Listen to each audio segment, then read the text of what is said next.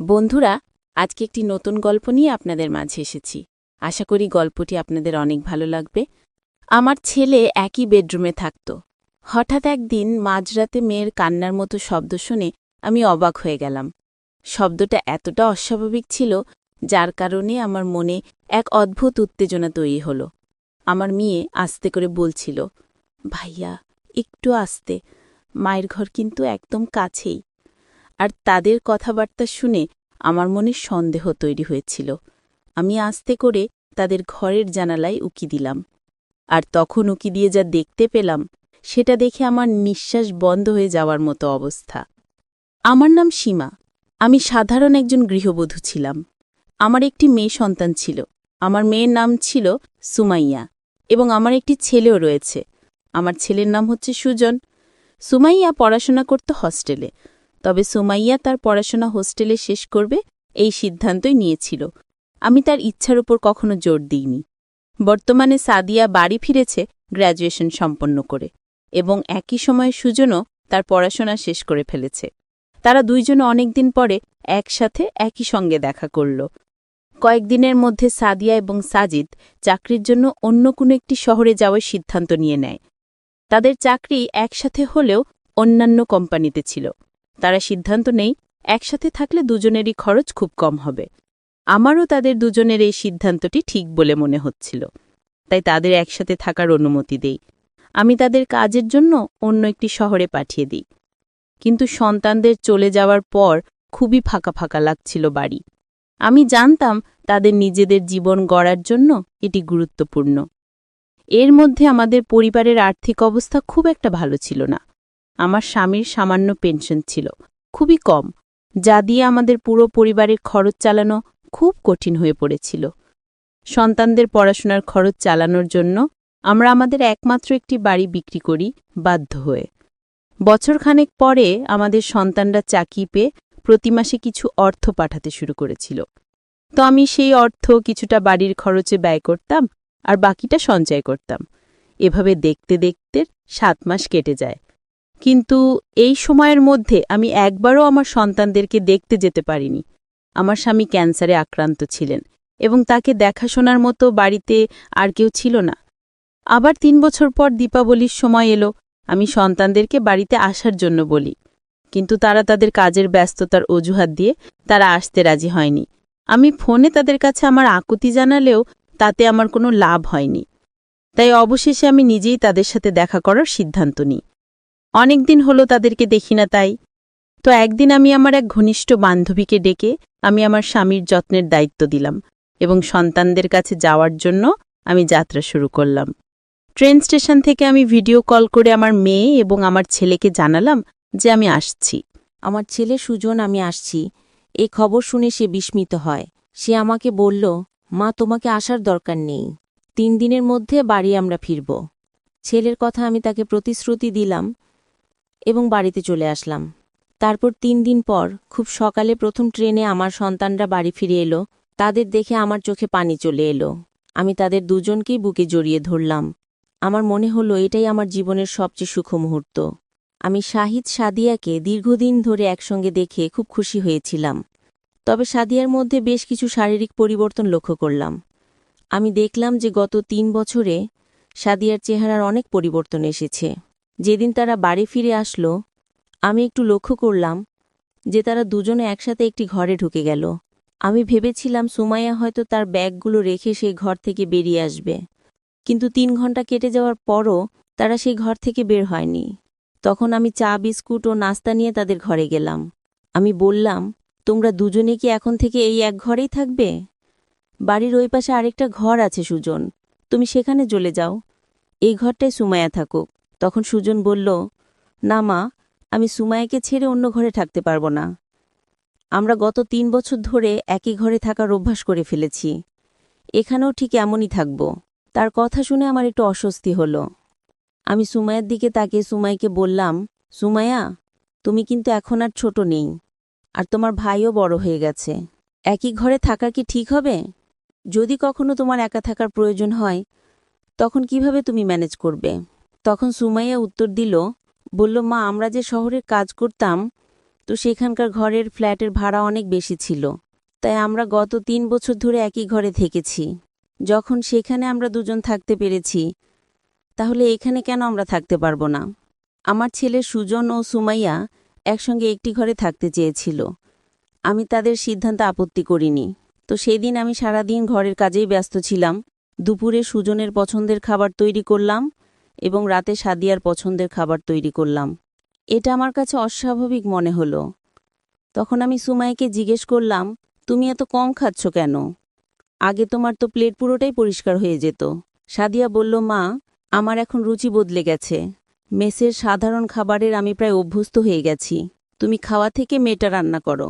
তাদের দুজনের মধ্যে এই পরিবর্তন দেখে আমার মনে হচ্ছিল বাইরে থাকার অভিজ্ঞতা তাদের দুজনের আরও দায়িত্বশীল এবং পরিস্থিতি অনুযায়ী মানিয়ে নেওয়ার ক্ষমতা শিখিয়েছে। তবে আমি কিছুটা লক্ষ্য করছিলাম আমার মেয়ে এবং ছেলে একে অপরের থেকে এক মুহূর্তও দূরে থাকতে পারছিল না। যেখানে সুমাইয়া থাকত, ঠিক সুজন সেখানে চলে যেত। এক রাতে আমার স্বামী ঘুমিয়ে পড়ল। তারপর আমি তাদের ঘরে গেলাম। আমাদের এবং তাদের দুজনের ঘর ছিল পাশাপাশি। আমি ভাবলাম যে একটু কথা বলি তাদের সঙ্গে। ঘরে ঢুকে দেখি সাজিদ সাদিয়ার হাত ধরে বসে আছে। আমাকে দেখে তারা একেবারে চমকে উঠল, যেন তারা দুজন কিছু লুকাচ্ছিল। আমি সেই সময় তাদের কিছু বলিনি এবং বিষয়টা এড়িয়ে গেলাম। কিন্তু পরের দিন সকালে একটি এমন ঘটনা ঘটল যা আমাকে খুব চিন্তায় ফেলে দিল। সকালের দিকে আমি তাদের ঘরের দিকে গেলাম। দেখলাম বিছানার চাদরটা শুকাতে দেওয়া হয়েছে। এত সকালে কে চাদর ধুতে পারে? অবাক না হয়ে আমি সুমাইয়াকে জিজ্ঞাসা না করে ঘরের দিকে এগোলাম। দেখি ঘরের দরজা বন্ধ করা। ঠিক তখনই পেছন থেকে সুজনের ডাক শুনলাম আমি, মা, নাস্তা কি বানিয়েছ? দরজার বাইরে এসে আমাকে প্রশ্ন করল সুজন। আমি তাকে জিজ্ঞাসা করলাম, এত সকালে কে তোমাদের ঘরের চাদর ধুয়েছে? কিসের জন্য ধুয়েছে? আমার প্রশ্ন শুনে একটু অস্বস্তিতে পড়ল সুজন। সুজনের চোখ বারবার সুমাইয়ার দিকে যাচ্ছিল। তখন সামনে এসে সুমাইয়া বলল, মা, চাদরে ধুলো জমেছিল, তাই চাদরটা আমি ধুয়েছি। বারবার হাঁচি আসছিল, এজন্য সকালে আমি ধুয়ে নিয়েছি। আমি বললাম, আমি সবকিছু পরিষ্কার করেছিলাম তোমাদের আসার আগে, চাদরে কিভাবে ধুলো আসবে? আমার প্রশ্ন শুনে সুমাইয়া একটু চিন্তায় পড়ল। তার মুখের অভিভক্তি বলে দিচ্ছিল সে কিছু লুকাচ্ছে। তখন সুজন বলল, মা, আমার খুব খিদে পেয়েছে। তুমি কি চাদর নিয়ে কথা বলছো আর আমি খেতে পাচ্ছি না? তুমি কি খাবার দেবে নাকি আমাকে বাইরে গিয়ে খেয়ে আসব? এই কথা শুনে আমি আলোচনা বন্ধ করে নাস্তা বানাতে চলে গেলাম রান্নাঘরে। পরে কাজের ব্যস্ততার কারণে বিষয়টা ভুলে গেলাম। কিছুদিন ধরে লক্ষ্য করছিলাম আমার মেয়ে এবং ছেলের আচরণে বেশি পরিবর্তন এসেছে। সাদিয়া আগে আমার সঙ্গে অনেক গল্প করত। এখন বেশিরভাগ সময় নিজের ঘরে থাকে। সে আমার সামনে থাকতেই চায় না। সন্ধ্যায় খাবার খাওয়ার সময় সাদিয়া হঠাৎ শরীর খারাপ হয়ে গেল। খাওয়ার শুরু করতে করতে সে থালার দিকে তাকিয়ে রইল এবং কিছুক্ষণের মধ্যেই বমি ভাব শুরু হল। দ্রুত বাথরুমের দিকে ছুটল আর সাজিদও তার পেছনে পেছনে চলে গেল। আমি চমকে গেলাম। বুঝতে পারছিলাম না যে হঠাৎ কি হলো। আমিও বাথরুমের কাছে চলে গেলাম।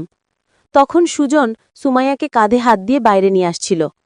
সুজনের সুমাইয়াকে ধরে রাখার ভঙ্গি আমার কাছে কিছুটা অস্বাভাবিক লাগছিল। তার এক হাত ছিল সুমাইয়ার কাঁধের এবং আরেকটি ছিল তার কোমরে। এটি দেখে আমার মনে একটি অদ্ভুত অনুভূতি হল। তারা এমন আচরণ কেন করছে? আমার মনে বিভিন্ন প্রশ্নে ভরে যেতে থাকল। আমার মন তখনও অস্থির ছিল। তবে কিছু বললাম না সুমাইয়াকে আরাম করে থাকতে দেওয়ার জন্য। আমি নিজেই তার পাশে গিয়ে তাকে হাত ধরে ঘরে নিয়ে এলাম। তারপর আমি তাকে এক গ্লাস পানি দিলাম এবং জিজ্ঞাসা করলাম, তোমার হঠাৎ কেন এমন বমি ভাব হলো? খাওয়ার শুরুর আগেই তো বমি লাগছে আমার।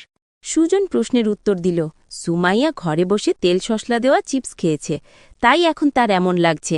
সাদিয়া সাজিদের কথায় সমর্থন করে বলল, হ্যাঁ মা, আমি চিপস খেয়েছি, এখন থেকে আমি আর এমন করব না। আমি জিজ্ঞাসা করলাম, এখন কেমন লাগছে? একটু খেয়ে নাও, তারপর তুমি বিশ্রাম করো। সুমাইয়া বলল, মা, আমি অনেক চিপস খেয়ে ফেলেছি এতক্ষণে, এখন আর খেতে ইচ্ছে করছে না। আমি ঘুমোতে যাচ্ছি, তোমরা এখন খেয়ে নাও। এটা বলেই সাদিয়া তাদের ঘরে চলে গেল। তার না খেয়ে ঘুমাতে যাওয়াটা আমাকে বেশ অস্বস্তিতে ফেলল। তাই রাতের খাবার শেষে আমি সুমাইয়ার জন্য এক গ্লাস দুধ নিয়ে গেলাম। রাত তখন প্রায় 12টা। দেখলাম তারা দুজনে ঘরের দরজা বন্ধ করে দিয়েছে। আমি দরজায় টোকা দিতেই দরজা খুলল সুজন। ঘরের ভেতরে তাকিয়ে দেখি যে সুমাইয়া ঘুমিয়ে আছে এবং সুজন তখনও জেগে আছে। সুমাইয়াকে গভীর ঘুমে দেখে তাকে আর ডাকলাম না। আমি দুধ রেখে আমি ফিরে আসতে চাইছিলাম, কিন্তু বেরোনোর সময় আমার শাড়ির আঁচল দরজার খুঁটিতে আটকে গেল। যখন সেটা খুলতে চেষ্টা করছিলাম আমি, তখন ভেতর থেকে সুমাইয়ার গলার শব্দ পেলাম। সে সুজনকে বলছিল, ভাইয়া, মা কি চলে গেল? সুমাইয়া কথায় বোঝা গেল সে ঘুমানোর ভান করছিল। এই কথা শুনে আমি আবার দরজায় নক করলাম। সুজন দরজা খুলে জিজ্ঞাসা করল, মা, আবার কি হলো? আমি সোজা জিজ্ঞাসা করলাম, কি চলছে তোমাদের মধ্যে? সুমাইয়া কেন ভান করছিল ঘুমানোর? সুমাইয়া তখন উঠল এবং বলল, মা, আমি ভেবেছিলাম তুমি কিছু খাওয়ার জন্য নিয়ে এসেছ। আমি তো খেতে চাইনি, তাই ঘুমানোর ভান করছিলাম। তাদের এমন আচরণে আমার সন্দেহ আরও বেশি বাড়ল। আমি সুজনকে বললাম, আজ রাত তুমি তোমার বাবার সঙ্গে আমাদের ঘরে শুয়ে পড়ো, আমি সুমাইয়ার সঙ্গে থাকব। এই কথা শুনে সুজন বলল, মা, আমি এই ঘর ছেড়ে কোথাও যেতে পারবো না। আর সুমাইয়াও বলল, মা, আমি ভাইয়ের সঙ্গেই থাকব, ও না থাকলে আমার ঘুম আসে না। ওরা দুজনেই আমার কথা কিছুতেই শুনতে চাইছিল না। অবশেষে আমি বললাম, ঠিক আছে, তোমরা একই ঘরে থাকতে পারো, তবে আজ থেকে দরজা বন্ধ করবে না। ওরা আমার কথা মেনে নিল বাধ্য হয়ে। পরের দিন সকালে আমার বড় দিদি বাড়ি এলেন। তার আগমনে সবাই খুশি হয়ে গেল। দিদি বললেন, আমি বিশেষ করে তোমাদের সঙ্গে সময় কাটাতে এসেছি। কথাবার্তার মাঝে দিদি সুমাইয়ার বিয়ের কথা তুললেন এবং তিনি বললেন, আমাদের সুমাইয়া এখন বিয়ের উপযুক্ত হয়ে গেছে। আমার বড় দিদি বললেন, সুমাইয়া এখন বড় হয়ে গেছে, ওর বিয়ের কথা এখন ভাবা উচিত। কথা বলার মাঝে তিনি নিজের সঙ্গে আনা কয়েকজন ছেলের ছবি বের করলেন। দিদি সুমাইয়াকে যখন ছবিগুলো দিলেন, তখন সুজন তাড়াতাড়ি ছবিগুলো নিজের হাতে নিয়ে নিল। তারপরে গল্পটি এ পর্যন্তই। বন্ধুরা, এই গল্পটি আপনাদের কেমন লাগলো? যদি এই গল্পটা আপনাদের ভালো লেগে থাকে, অবশ্যই আমাদের এই ভিডিওটিতে একটি লাইক দিয়ে আমাদের চ্যানেলটি সাবস্ক্রাইব করবেন।